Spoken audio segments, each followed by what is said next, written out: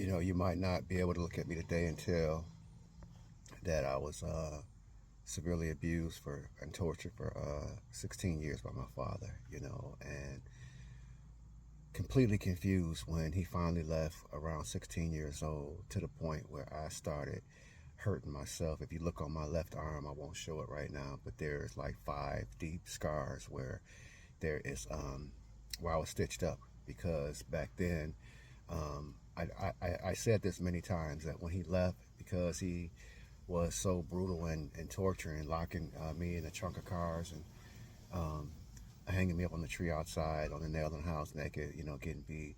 I was completely out of my mind when he left. I didn't know how to even be a human being. So when anything would go on, I wouldn't know how to respond if I had got hurt emotionally, or if anything went on.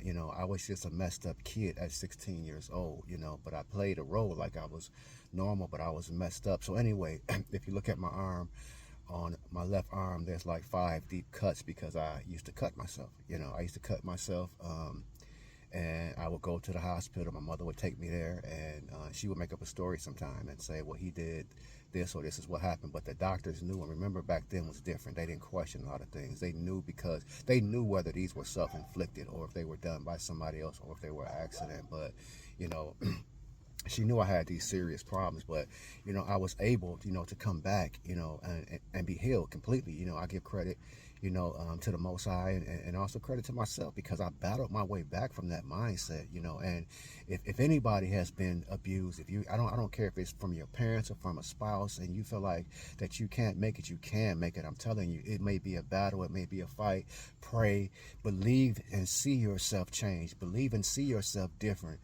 Believe in yourself, because a lot of times when you're under the abuse of someone, whether it's a parent or a spouse, you don't believe in yourself. And I'm telling you, believe in yourself, that you're stronger than you think you are. You can take it more than you think you can take.